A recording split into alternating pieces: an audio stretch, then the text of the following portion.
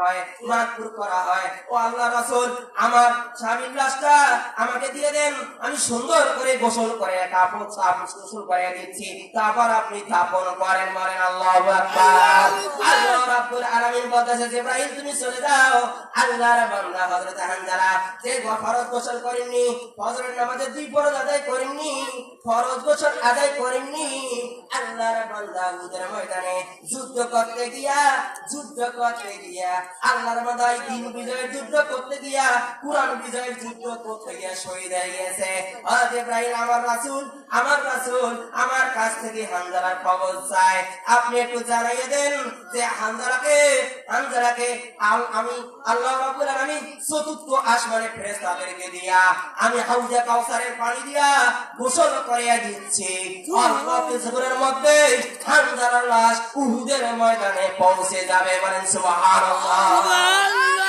তার ভাইরা ফরজ রোজা ছেড়ে দিয়ে, ফরজ নামাজ ছেড়ে দিয়ে, ফরজ গোসল ছেড়ে দিয়ে আল্লাহর কোরআনের আইন বিজয়ের যুদ্ধ করা উত্তম। আমার ভাইরা, আর আপনারা ভালো করে কান লাগিয়ে শোনেন। আমার ভাইরা, অনেক মানুষেরা নামাজ পড়ে মুত্তাকি পায় না, একটা মুত্তাকি পায় না, আর সারাদিন খালি চাকরির ভয়ে। মূর্খ মানুষেরা কোরআন দিয়ে দেশ চালাচ্ছে, কোরআন দিয়ে চুরি হয়নি, জিনা হয়নি, ব্যভিচার হয়নি, সুদ ঘুষ হয়নি, নারীরা ব্যবসায় চলেনি। আর আজকে আমাদের দেশের আলেমেরা, আমাদের শিক্ষিত লোকেরা ইমামতি করে, চাকরি করে, তারা দুনিয়ার কাজের মধ্যে জড়িত। কথা বলেন ঠিক কিনা? আমার ভাইরা ভালো করে শুনে যান। এই জন্যই বলা হচ্ছে, আল্লাহ রাব্বুল আলামিন কোরআন কারীমের মধ্যে বলে দিলেন, তখন এই আয়াতটা নাযিল করলেন, মারিদানা ওয়ালা সাফারিন, তোমরা যদি অসুস্থ হয়ে যাও তাহলে তোমরা রোজা ছেড়ে দাও। বলে আল্লাহু আকবার। সাফারিন, তোমরা যদি সফরের মধ্যে থাকো তাহলে রোজা ছেড়ে দাও। ইসলামের জন্য যুদ্ধ করো, ইসলাম বিজয় হবে, তারপর মদিনায় যেয়ে তোমরা রোজা করবে। বলেন সুবহানাল্লাহ। এই জন্যই আমার ভাইরা ভালো করে শোনেন, ইসলাম বিজয় তো মদিনায় যা তোমরা রোজা করতে পারবা। কোরআন বিজয়ের যুদ্ধ করা উত্তম। আমার ভাইরা ভালো করে শুনে যান।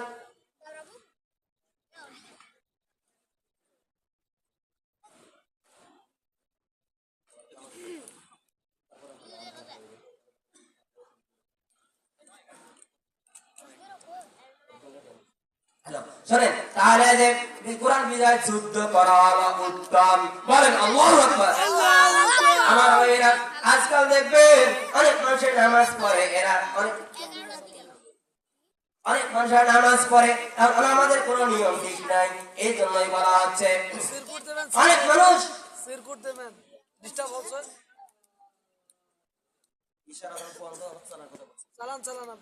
আমার শোনেন ভাইরা, কোরআন বিষয়ে যুদ্ধ করা হলো উত্তম। এই জন্য দেখা যাচ্ছে আজকে কোরআন বিষয়ে, কোরআনের জন্য যুদ্ধ করা হলো উত্তম। তাই নামাজ ছেড়ে দিয়া, রোজা ছেড়ে দিয়া কোরআনের আইন বিজয় করা হলো উত্তম। বলেন সুবহানাল্লাহ।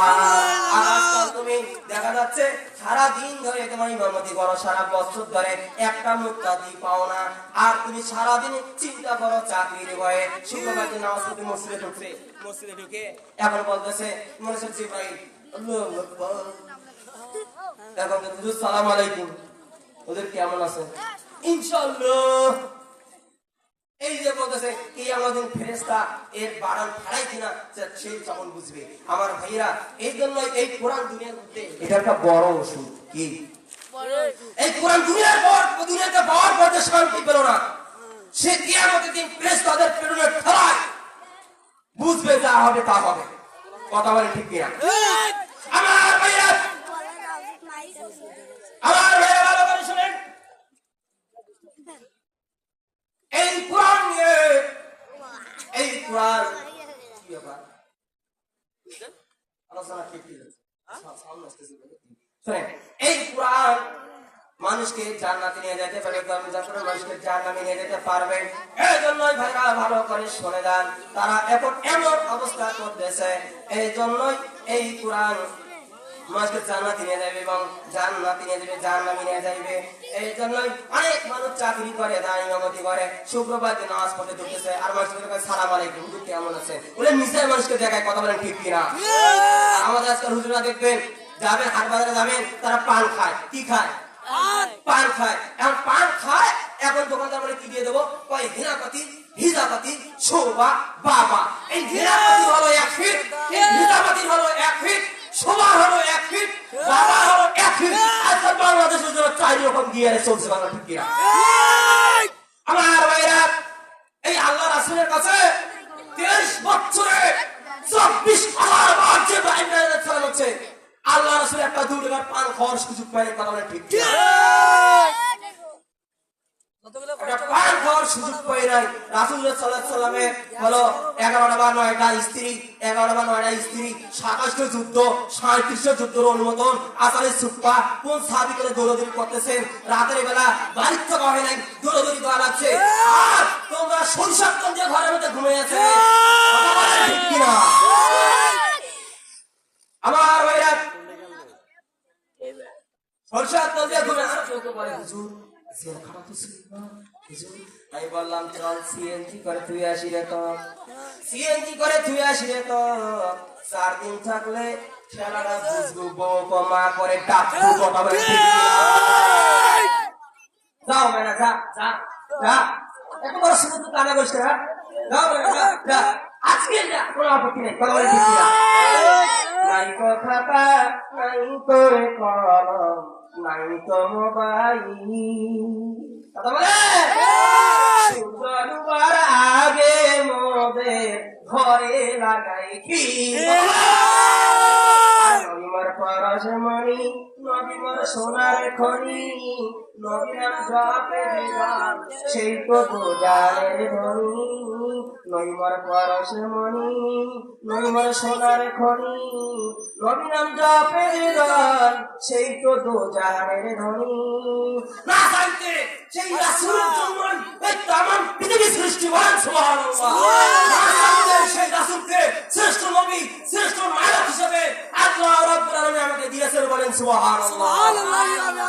সেই রাসূল বলেছেন খায়রুকুম মান তাআল্লামাল কুরআন ওয়া আল্লামা, তোমাদের মধ্যে উৎকৃষ্ট তারাই, তোমাদের মধ্যে শ্রেষ্ঠ হলো তারাই যারা নিজে কোরআন শরীফ শিক্ষা করে এবং অপরকে শিক্ষা দেয়, তারাই হলো শ্রেষ্ঠ, বলেন সুবহানাল্লাহ। আর আজকে বাংলাদেশের জমিনে যারা কোরআন শরীফ শিক্ষা দিচ্ছে এবং শিক্ষা নিচ্ছে, তারাই বড় বিপদে আছে, কথা বলেন ঠিক কিনা?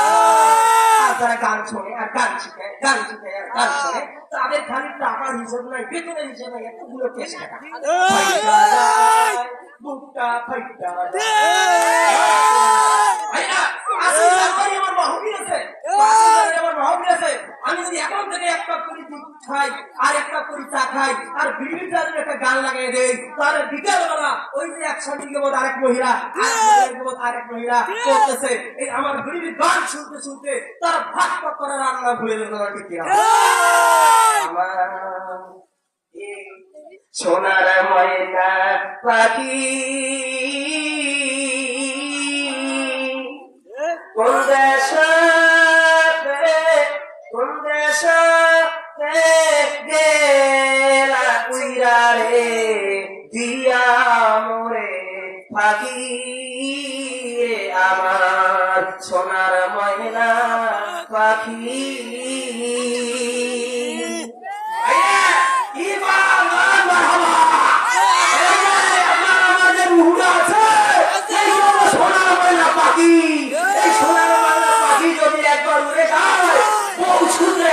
ঢুকতে দেয় না,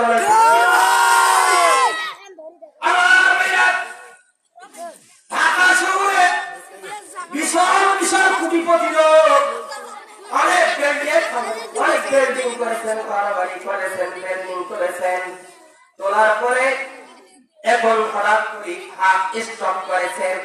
স্টপ করার পরে মেডিকেলের মধ্যে নেওয়া হলো, মেডিকেলের মধ্যে যখন ডাক্তার চিকিৎসা করলো, একটু হুঁশ ফিরেছে, একটু কথাবার্তা বলতে পারতেছে, তখন জামাইকে ডাকে, বেটাকে ডাকে, জামাইকে বলে ও জামাই, বেটাকে বলে ও বেটা।